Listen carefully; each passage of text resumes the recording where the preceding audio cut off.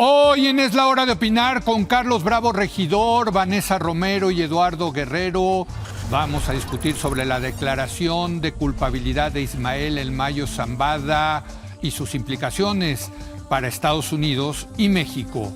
Después va a estar con nosotros Javier Aparicio, que nos va a presentar pruebas, evidencia estadística de que los acordeones sí influyeron en la elección judicial y por lo tanto los resultados de esta elección fueron fraudulentos.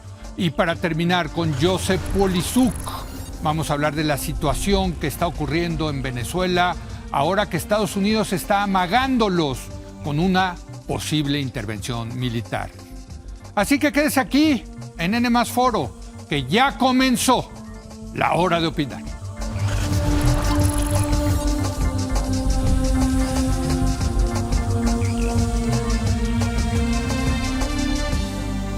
Muy buenas noches. Ismael El Mayo Zambada, quien se encuentra detenido en Estados Unidos, se declaró culpable de 2 de los más de 20 cargos que se le habían imputado. Estos son conspiración para cometer extorsión y dirigir una organización criminal. Además, El Mayo reveló que sobornó a policías, militares y políticos para poder realizar sus operaciones delictivas. Bueno, ¿qué decir de este caso del Mayo Zambada?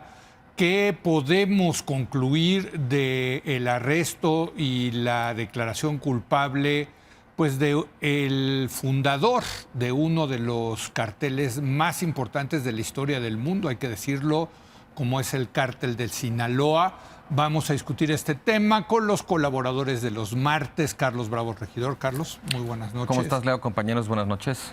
Vanessa Romero, muy buenas noches. Y en esta ocasión nos acompaña Eduardo Guerrero, nuestro experto en materia de seguridad. Eduardo, ¿cómo estás? Muy buenas noches. Gracias por invitarme. Pues si les parece, comenzaré con Eduardo, ¿no? ¿Cómo viste lo que ocurrió ayer, tanto la declaración de culpable del Mayo como la posterior conferencia de prensa de Pat Bondi? Pam Bondi, perdón, la fiscal general de Estados Unidos, con una pléyade, por cierto, con el director de la DEA, en fin. ¿Cómo viste esto, Eduardo? Pues mira, en el caso del Mayo Zambada lo vi flojito y cooperando. Sí. Se ve que hicieron una buena negociación con él, se ve que la amenaza de una eventual condena a muerte pesó mucho sobre él. Acuérdense que ya hace meses él declaró, estaba como aterrado por la probabilidad de que fuera condenado a muerte. Yo creo que le sacaron todo en términos de cooperación, muy en contraste con lo que sucedió con el Chapo, que fue mucho más resistente y que lo tuvieron que enjuiciar con 50 testigos, etcétera. Aquí se ve algo completamente distinto. Se ve que la rudeza, digamos, de los funcionarios del círculo de Trump surtió efectos y seguramente, mira, más allá de lo que el Mayo les vaya a dar, que es mucho, yo creo que hay un gran valor en el Mayo en el sentido de que les puede proveer de una gran cantidad de nuevos informantes. O sea, generalmente las autoridades gringas le dicen al condenado, ¿a quiénes tienes de confianza? No solo en el cártel, sino en las células que colaboran con el cártel, para que podamos acercarnos con él, conectar y que sirva de informante al gobierno, a las agencias de Estados Unidos. Muchos de estos informantes son pagados y es por eso ahorita muchos están activos y le proveen de manera sistemática información a Estados Unidos. Y yo creo que con un patriarca de este tamaño criminal, pues la nueva red de informantes que puede construir Estados Unidos en los próximos meses es muy, muy mayor a la que tiene actualmente y seguramente sucederá por cómo se dio toda esta cooperación del Mayo, ¿no? Muy bien. Lo que pasa es que nosotros no sabemos nada, ¿no? O sea, hoy un diario ponía en sus 8 columnas tirititito del Mayo con Pam Bondi, ¿no? Sí. Como pues nos dejaron con las expectativas muy altas. La verdad es que Eduardo dice que esto es muy importante, pero pues todo eso está en secreto. Bueno, ¿no? Lo cual es lógico, por cierto, hay que decirlo. Sí, ¿no? yo lo que te diría es que este no es el final. de la serie. Sí. Puede ser el final de una temporada, pero claramente Está aquí bien. no se acaba, Sí. digamos, la historia del Mayo Zambada. Yo creo que empieza una nueva etapa, ¿no? A mí les confieso que tengo una sensación muy desconcertante de estar viendo algo, digamos, completamente nuevo, Sí, pero al mismo tiempo estar viendo como mucha continuidad. O sea, es lo que nunca y lo de siempre al mismo tiempo. ¿Por qué lo digo? Pues de entrada por el hecho de que es el enésimo capo mexicano que termina, digamos, en Estados Unidos, sirviendo a los propósitos del gobierno estadounidense, de las agencias de seguridad estadounidenses, no a ningún propósito ni remotamente equiparable, algo que se parezca a la justicia, ni en México ni en Estados Unidos. Otra vez este tema como del outsourcing de nuestro sistema de justicia criminal, en una coyuntura además muy complicada para la presidenta Sheinbaum, pero que, digamos, a pesar del escaso margen que ella tiene en esto, hace lo que puede y de pronto se equivoca, como seguramente se equivocaría cualquiera en una situación así de difícil. Por un lado, ella condena que Estados Unidos negocie con narcotraficantes, siendo que tiene el discurso de que son terroristas, pero por el otro lado pues, se los manda, ¿no? Y se los manda además al tiempo que ella dice, no, nunca vamos a violentando ceder sus derechos. en el control de la soberanía, violando sus propias leyes y además dando una justificación, digamos, muy fuera de tono, perdiendo los papeles, en mi opinión, diciendo, los mandamos para allá porque acá, incluso cuando los tenemos encarcelados, siguen delinquiendo, siguen representando una amenaza para la seguridad, ¿no?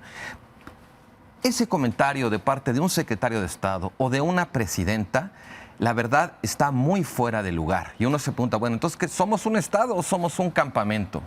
O sea, por un lado queremos defender la soberanía y estamos diciendo colaboración sí, subordinación no, pero por otro lado tomamos una decisión como esta que es un claro signo de subordinación y ofrecemos digamos, una argumentación o una razón que nos deja muy mal parados, porque en el caso del Mayo, pues 50 años de trayectoria criminal, a diferencia del Chapo, a él nunca lo agarró México, ¿no? Finalmente lo agarró Estados Unidos y se lo llevó.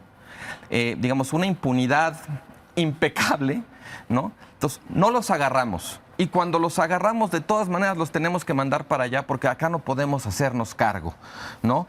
Y los intereses, más allá del gobierno y de la coyuntura, los intereses importantes de México para tratar de darle la vuelta de verdad digamos, al auge de la violencia criminal, de la gobernanza criminal, que podrían ser detener el flujo de armas de Estados Unidos, que Estados Unidos de veras emprendiera algún tipo de acción significativa para reducir la demanda o que México pudiera de alguna manera participar de esa información que el Mayo o cualquiera de estos otros capos les va a dar, o de todas las indemnizaciones que se podrían hacer con la fortuna que en teoría Estados Unidos, de la que Estados Unidos se va a hacer, México no le llega ni una migaja. Pues sí. Por cierto, hablando de migajas, se habla de que podría dar 15 mil millones de dólares en mayo, pero a Estados Unidos. Sí. A Estados Unidos. Aquí ni un clavo. ¿Cómo ves, Vanessa? Pues yo califico lo que sucedió el día de ayer como histórico y como contrastante. Primero digo que es histórico, ya dices tú una de las razones. Nunca en la historia judicial de Estados Unidos se ha visto una pena, una sanción, una multa tan alta, 15 mil millones de dólares, nada más para contrastarlo. Al Chapo se le impusieron 12 mil millones. Entonces, por esa simple razón ya es histórico. Pero también es histórico porque pues, el gran capo mexicano que no había sido efectivamente arrestado por autoridades mexicanas, pues finalmente ayer es declarado culpable, pero fuera de suelo mexicano. Se declara el culpable, ¿eh? Sí, se declara el culpable. Se declara el culpable fuera de suelo mexicano. También, y ya está convicto por tal motivo, ¿eh? Hay que decirlo. Así es. Histórico también porque pues esta gran leyenda del narcotráfico mexicano que vivía bajo las sombras, recordemos, entrevistado por estos grandes periodistas mexicanos, Julio Scherer García, María Scherer y Diego Enrique Osorno, con absoluta secrecía, pues ayer lo vimos a plena luz pidiendo disculpas, inclusive llamando por la paz. Histórico porque Bueno, un completa. viejito, ¿no? O sea, porque no pueden entrar cámaras, pero hay sketches, ¿no? Pero Y los sketches son de un viejito. Pero los testimonios también señalan que se ve bastante sano, inclusive que el juez le pregunta cómo está de salud, señala que perfectamente bien, únicamente tomando analgésicos para una rodilla, que por cierto ya le había declarado a María Scherer que tenía una operación quirúrgica. Pero también digo que es histórico porque termina esta triada de los grandes capos mexicanos que ya están en poder de Estados Unidos en tiempos diferentes, por razones diferentes, pues el Chapo extraditado, el Mayo Zambada pues aparentemente secuestrado en términos ilegales, y finalmente Rafael Caro Quintero pues con este traslado basado en la Ley de Seguridad Nacional de 2005. Pero señalo que es contrastante porque a pesar de ser un día histórico el día de ayer, no pasó nada. No pasó nada porque sabemos exactamente lo mismo hoy que ayer o que antier. Totalmente. La información que dio ayer el Mayo Zambada, pues ya podíamos asumirla, que el cártel de Sinaloa viene, pues, extorsionando autoridades o viene coludida con las autoridades de todos los niveles desde hace muchos años. Y esta información ya se la había dado también a María Scherer, señalándole que el narcotráfico... Así muchas 8 columnas, sobornea a policías y a políticos. ¡Wow! ¡No, hombre! No, bueno, lo importante es cosa. a quién, Claro. cuándo, cómo. Y más que eso, tenemos hoy la misma pregunta que nos formulábamos el fin de semana o nos formulábamos ayer. ¿Cuándo y bajo qué pretexto Estados Unidos va a volver a venir a extorsionar a México? Porque sigue teniendo todas sus cartas abiertas. Totalmente. Y eso nos lleva, digamos, a ver, la verdad aquí hay mucho morbo en todo, siempre en estas noticias de los narcotraficantes. Y el morbo siempre, creo, es quién va a caer de la parte de policías y sobre todo de políticos. Y otra vez allí, ¿no? En el tema de la narcopolítica, seguimos estando en la oscuridad, Eduardo. ¿Tú crees que va a haber cambios? ¿Tú crees que lo que les dio el Mayo va a tener repercusiones para que acaben políticos tras las rejas? Yo creo que sí. ¿Sí? Mira, el Mayo tiene todos los incentivos para dar toda la información. Sí. Por la sencilla razón de que él ya no va a salir de la cárcel antes de que muera y porque va a procurar beneficios para su familia. Sí. Y para él, ¿no? Para en lugar de estar en la Supermax. Claro, tener una ventanita, ¿no? Exacto. Que lo visiten de vez en cuando. Claro, claro. Más horas de ejercicio, ¿no? Entonces, yo creo que lo valioso de un personaje de este tipo es que él no negociaba con jefes de la policía. Él negociaba con gobernadores. Sí. O con secretarios de Estado, ¿no? Sí. Hipotéticamente, ¿no? Entonces, la información, el testimonio del Mayo sí es de enorme valor para ver, digamos, cómo opera el narco, la relación entre el narco y la alta política mexicana, tanto a nivel federal como a nivel estatal, incluso en algunos municipios del país, ¿no? Entonces, yo creo que va a ser muy interesante si llega a salir las narraciones, los testimonios del Mayo de cómo negociaba, de qué le pedían los políticos. ¿Tú crees que eso sí va a salir? Sí, no sé si vaya a salir al público, pero sí. A mí no me queda ninguna duda de que esa información, las agencias de inteligencia... ¿Pero qué van a hacer las agencias con eso? Yo creo que van a seguir extorsionando van a armar un a expediente, van a armarles expedientes a varios gobernadores que ellos consideran importante sancionarlos y van a pedir más, van a pedirle al gobierno de México más arrestos que vayan enriqueciendo y consolidando esos expedientes y sí van a dar algunos golpes, ¿no? En términos de sanciones.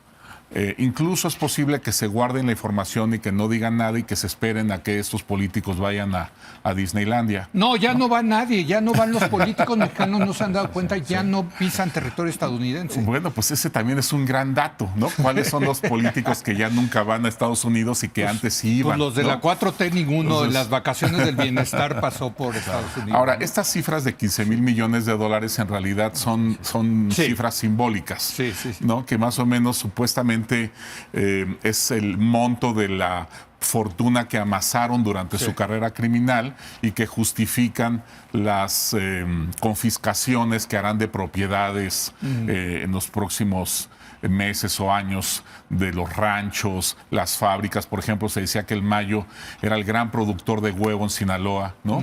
Todo esto pues va a tener impacto en todos estos comercios y negocios que tenía Zambada, ¿no?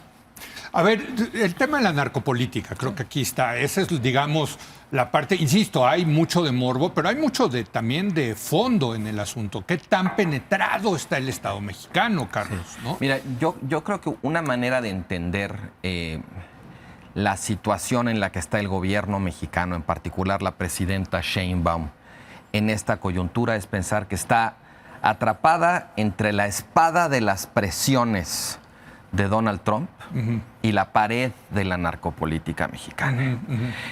Yo creo que en efecto el gobierno de Estados Unidos está empezando a acumular muchísimas fichitas, ¿no? Como dice Vanessa, para extorsionar, como digo yo, para presionar, llámale como quieras. El punto es para obtener cosas de México, ¿no? Pero yo creo que aquí, digamos, lo que tú dices de la profundidad o el arraigo de la narcopolítica, en cierto sentido tiene que ver para la presidenta de cómo va a gestionar esto al interior de su propia coalición. Yo recuerdo muy bien a principios del sexenio, en esta misma mesa, y estabas tú, Eduardo. Recuerdo muy bien que cuando estábamos discutiendo el significado y las potenciales consecuencias del nombramiento de Omar García Harfuch como secretario de Seguridad. Y recuerdo que decía, bueno, si Harfuch tiene éxito, si lo que significa el nombramiento de Harfuch, que es un cambio en la política de seguridad, se consolida, cuaja, eso va a rebotar en términos de conflictividad o tensiones al interior de la propia coalición que trajo a Claudia Sheinbaum al poder. Porque hay una parte de la gobernanza criminal que pues desde luego Morena tiene que tener ahí, digamos, negocios, entendimientos, coordinación estratégica. Llámale, es inexplicable la hegemonía de Morena sin algún tipo de interacción sobre todo en algunas regiones, ¿no? Con ese mundo criminal, ¿no? Entonces creo que es muy delicado. Creo que México se encuentra, sobre todo, yo diría, después del sexenio de Andrés Manuel López Obrador, en una situación particularmente vulnerable. Nos dejó, digamos, muy desprovistos de capacidad de reacción o de defensa frente a Estados Unidos. Un sexenio cuya política de seguridad, pues a lo mejor podía presumir mejorías en términos de los homicidios o de algunos delitos, no en términos de desapariciones, no en términos de recuperar el control territorial, de reducir el espacio de la gobernanza criminal. Y todo eso, pues Estados Unidos lo está aprovechando en una relación que de por sí siempre ha sido históricamente asimétrica. Al final, esa vulnerabilidad, digamos, de la narcopolítica tan extendida y cada vez más descarada, pues Estados Unidos la va a aprovechar. Mala onda Estados Unidos, pues sí, pero es Estados Unidos. Torpeza nuestra que acabamos poniéndonos en esa posición. Pero mala onda Estados Unidos, pero ellos están en su juego. Pero pues claro. Nuestro juego, Vanessa, es tratar de eliminar la narcopolítica. O sea, la narcopolítica tampoco nos conviene a los mexicanos, hombre, por favor. Pero ¿cuál es el...? Sí, pero yo creo que tienes que hacer la pregunta también de a los mexicanos no nos conviene, pero a la clase política... Bueno, a ver. Sí, el problema es que estemos hablando de narcopolítica a partir de un caso detonado y manejado en Estados Unidos, porque lo que vimos ayer es que estamos ante actores y procedimientos tremendamente poco fiables. Estamos hablando de la palabra del Mayo Zambada, de un narcotraficante, estamos hablando de la palabra de su abogado que afirma que no hay un acuerdo de coordinación, que no habrá más información, que no habrá un acuerdo de coordinación, cuando sabemos que eso, pues vaya, que en caso de afirmarlo estaría yendo en contra de los derechos de su cliente. Estamos hablando de Pam Bondi, que también nos afirma con absoluta contundencia que el Mayo morirá en la cárcel y que vivirá como si estuviera en el pabellón de muerte. Pero también sabemos que puede en términos procedimentales haber un acuerdo de coordinación o que inclusive si existiera un acuerdo de coordinación nos enteraremos en las próximas semanas cuando se presente este como documento guía para la sentencia, como sucedió con su hijo, Sí. que básicamente logró que de una cadena perpetua se redujera a 15 años la condena. Entonces, a lo que voy es, estamos ante procedimientos poco fiables, actores también poco fiables, que podemos confiar poco en su palabra y que... Bueno, pero esos actores no fiables fueron los que utilizaron para condenar a García Luna, hay que decirlo. Así es, con un caso absolutamente diferente en donde existió un juicio y también tenemos pruebas. Lo que aplica en para México. un lado aplica para el otro. Pues pero creo que en ese caso estamos comparando peras con manzanas. Lo que sí puedo decir es que un sistema jurisdiccional que presume ser de los mejores del mundo, lo que nos está demostrando es que poco le importa la verdad, poco le importa la justicia, nos está entregando algo de verosimilitud, de ambigüedades, de pruebas muy abiertas que lo único que van a servir en el futuro es para señalar al nombre que ellos quieran sin demasiada evidencia y además con una amplitud temporal tremenda, porque lo que dijo ayer el Mayo Zambada es que lleva los últimos 45 años, que debe ser absolutamente cierto, corrompiendo autoridades mexicanas. Entonces, mañana puede voltearse a Estados Unidos y decirnos, nombrar a cualquier político, desde López Portillo hasta la administración de Andrés Manuel López Obrador, y deberíamos creerlo. Creo que hay que partir de que no son fiables. Por cierto, yo creo que también corrompió a autoridades estadounidenses. Ni duda. O sea, no me supuesto. queda duda. Pero déjenme la última ronda. Me parece muy interesante esto de los intereses de Estados Unidos versus los intereses de México en toda esta historia, Eduardo. Me parece que el interés de Estados Unidos es terminar con el cártel de Sinaloa, que sí ha sido, pues, quizá el cártel más poderoso de la historia, ya nos los dirás. Y te preguntaría si esto significa ya el fin de Sinaloa. Obvio, será el fin de Sinaloa, pero Jalisco Nueva Generación seguirá, en fin, ¿no? Pero el interés de Estados Unidos es terminar, mandar el mensaje de que se acabó Sinaloa. ¿Y cuál es el interés, cuál sería el interés de México en ese sentido en el tema del narcotráfico? Mira, el liderato del cártel de Sinaloa en el mundo criminal terminó más o menos en 2015, 2014. Ahí lo rebasó Cártel Jalisco, que fue cuando inició la gran industria de robo de combustible en México. Okay. Eso hizo enormemente próspero a ese cártel y ahí se registró una expansión del cártel como nunca, porque además coincidió con que el ejército mexicano y la Policía Federal en aquel entonces concentraron sus fuerzas en Guerrero, en Michoacán, en Oaxaca y en Chiapas por el tema de la reforma educativa y todo el problema de conflictividad social que se estaba generando ahí, bloqueos carreteros, etcétera, y el problema de la desaparición de los normalistas de Ayotzinapa, que también obligó al gobierno de México a mandar como a 8,000 efectivos a Guerrero. Entonces ahí, digamos, por cobijar esa zona, descobijamos al resto del país y ahí aprovecha Cártel Jalisco para extenderse enormemente y ser ahorita el cártel más importante por mucho, ¿no? Y justamente que ya dio sombrilla, digamos, ya cobija actualmente a toda la facción Guzmán. Ya los chapitos se aliaron con el Mencho, ya forman ellos parte del Cártel Jalisco y ya están extendiéndose a nuevas zonas donde tenían mucha presencia los chapitos, ¿no? Entonces, ¿sí es el fin de Sinaloa, dirías tú? Yo creo que puede sobrevivir Sinaloa con algunas facciones. Por ejemplo, ahorita los Zambada están muy activos trabando alianzas en varias partes del país, por ejemplo, con Cárteles Unidos en Michoacán y en Guerrero. También parece que están acercándose a la nueva familia michoacana en el Estado de México. En fin, esto se va a configurar gradualmente en los próximos meses, ¿no? Pero y en ese sentido, ¿cuál es el interés de Estados Unidos? Yo creo que traían un tema hasta de venganza personal con los de Sinaloa, ¿no? Sí, bueno, acuérdate que Estados Unidos ya designó a 6 cárteles mexicanos como terroristas y entre esos está Cárteles Unidos y están otros cárteles mexicanos. Yo creo definitivamente que se están alineando, digamos, los intereses de México y Estados Unidos. Queremos destruir al crimen organizado, debilitarlo lo más que se pueda. Yo creo que la verdad es hasta afortunado que Trump sea ahorita presidente de Estados Unidos y esté obsesionado con debilitar a estos cárteles, cuando ya en México estamos completamente sofocados por el crimen organizado, ¿no? Entonces, tener a este presidente luchando con esa convicción contra los cárteles y hostigando a la clase política mexicana, amedrentándola como lo está haciendo, es tremendamente conveniente para que reaccionemos finalmente nosotros y demos también nuestra pelea.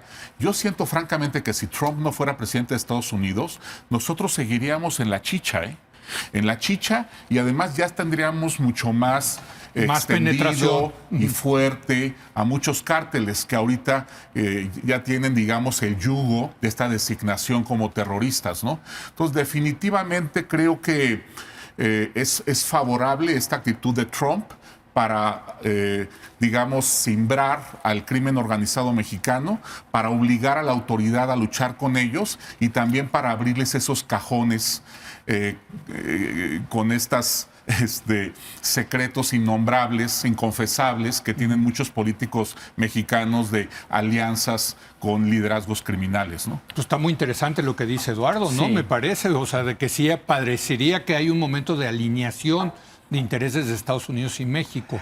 ¿Tú lo dudas?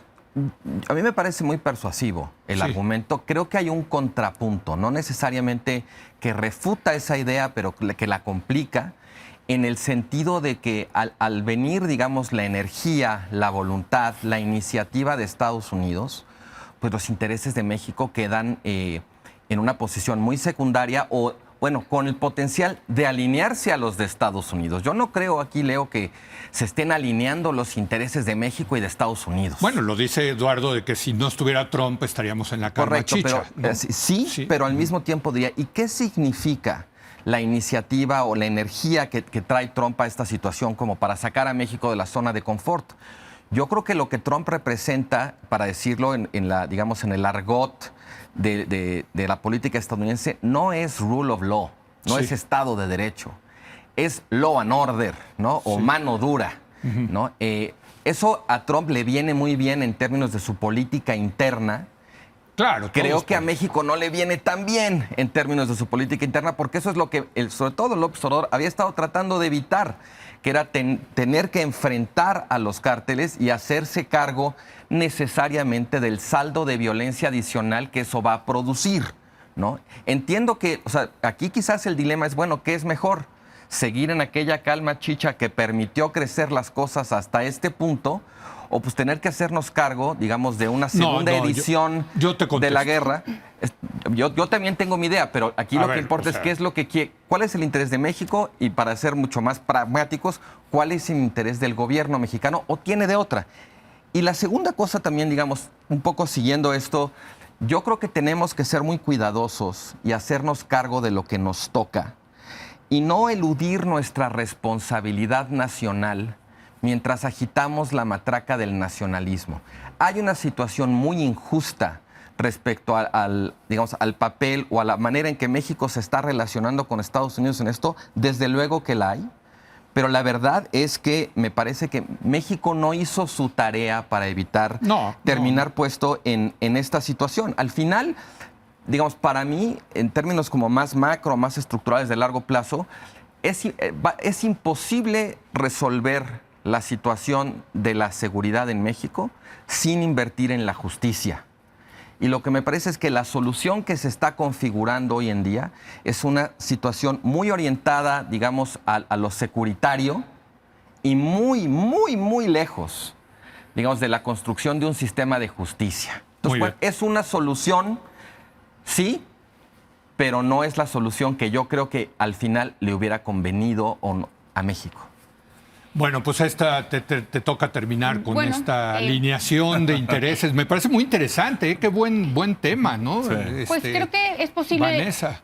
Coincido, yo creo que es posible caminar en paralelo, siempre entendiendo que hay una extorsión por debajo de la mesa, siempre dispuesta a utilizarla, pero creo que en ese sentido, pues buena noticia la declaración de ayer de la fiscal general de Estados Unidos, Pam Bondi, reconociendo la labor de las autoridades Sí. también mexicanas.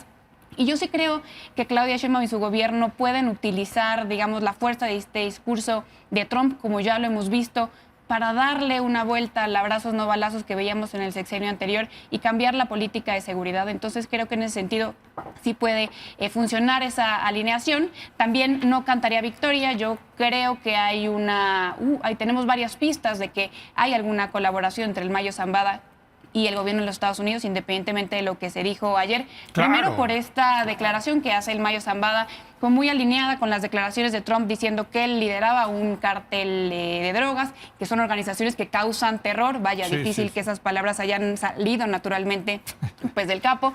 Y segundo, lo de la pena de muerte. No olvidemos que hace 7 meses, en febrero de este año, un Mayo Zambada profundamente asustado, escandalizado, enviaba a Claudia Sheinbaum una carta pidiéndole, casi rogándole por la repatriación. Una cosa muy contrastante con lo que vimos ayer, un señor perfectamente ecuánime declarándose culpable. No, pues yo ya le creo que cayó el ahí está la clave. Porque no era tan claro que iba a liberar la pena de muerte, primero porque Trump la solicitaba, segundo porque México no tenía tan buenos argumentos Bueno, y tercero, para porque solicitarla. nunca lo extraditaron, lo secuestraron. Exacto, o sea, exacto. pues, Y porque teniendo no algún le argumento- respetaron su debido proceso. Digo, a mí me choca el Mayo Zambada, pero estoy Pero a favor ¿cómo de estará los la derechos. situación que ya estamos celebrando como una buena noticia para México, el desenlace de un episodio que empezó con una operación encubierta para que Estados Unidos se llevara a la malagueña Sí. al capo mexicano? Perdón. Bueno, no, sí. esa explicación se sigue Sí. pidiendo y debería Sí, claro, darse claro. la respuesta, pero precisamente porque no fue extraditado, sino trasladado Claro. ilegalmente, es que no quedaba suficientemente clara la situación jurídica del Mayo, porque Estados Unidos y México tienen celebrado un acuerdo para evitar, digamos, secuestros transfronterizos, pero Estados Unidos no lo ha ratificado. No. Entonces su vida sí estuvo en la rayita y parece que ayer lo que sí tenemos claro es que la libró en ese sentido. A lo mejor lo mismo sucede con Caro Quintero, que por cierto ya ha denunciado que precisamente tienen las condiciones que tal vez tenía el Mayo, sin ventanas en la celda, sin la posibilidad de hacer ejercicio, actividad física, recibir visitas. Esas también serán condiciones que pudo haber negociado el Mayo. Un matiz muy rápido, Leo, y es que sí hay que reconocer a la presidenta Sheinbaum que ella, al contrario de López Obrador, sí traía un alfil muy importante a Omar García Harfuch con una actitud y unas credenciales muy distintas a las de los exsecretarios de seguridad de López Obrador de enfrentar el problema con profesionalismo y con dureza, ¿no? Ya no más estos abrazos no balazos, ¿no? Entonces yo creo que ya venía un impulso de esta nueva presidenta de México, pero que ha sido muy fortalecido con esta actitud dura, ruda de Estados Unidos de debilitar al crimen organizado mexicano, ¿no? Pues miren, yo creo que como conclusión, ojalá se debilite el poder del crimen organizado en México para bien de México. Para bien de México. Pero con los ojos Ahora, abiertos, Leo. Con los ojos abiertos a saber que antes hablábamos de que queríamos seguridad sin guerra y el mejor escenario posible que parece que tenemos hoy es seguridad sin justicia y posiblemente una nueva guerra. Pues sí, porque la justicia la estamos, como dijeron acá, ¿no? Exportando a Estados Unidos. Yo creo que ya ¿no? es hasta optimista 50 decir ya, eso. 50 van expulsados. ¿Cuál- Además pero con una cuál ley justicia? bastante oscura, ¿Cuál Vanessa? justicia en la expulsión? Sí. ¿Cuál justicia hay ahí? No, bueno. Ninguna. O sea, Ya el no hay crimen justicia. Bueno, hay un rebasó una fundamento legal que línea. no se Ya el utilizaba. crimen trae controlado, francamente, parte del país. Sí. Entonces es fundamental que México tenga este apoyo exterior. Nosotros no podemos solos con esto. Y la verdad también hay que decirlo, para Estados Unidos, está en el interés de Estados Unidos la paz en México. O sea, no es solamente que les mandan drogas y que son los chicos malos, sino que es un tema de seguridad nacional para También para Estados ellos, Unidos, claro. ¿no? Tener a la frontera llena de, o controlada por narcotraficantes, eso le afecta al otro lado, desde luego, ¿no? Pero en fin, Así es. muchas gracias, No, Eduardo, por encantado. venir. Gracias, Vanessa, gracias, Carlos. Gracias, Leo. Vamos a una breve pausa. Y mira, viene Javier Aparicio, porque dicen la mayoría del Tribunal Electoral del Poder Judicial de la Federación que no se puede comprobar que se utilizaron los acordeones para influir en la votación del Poder Judicial, y resulta que el buen Aparicio hizo un análisis estadístico fantástico donde muestra lo contrario, que sí se puede comprobar empíricamente. Regresamos en un momento más.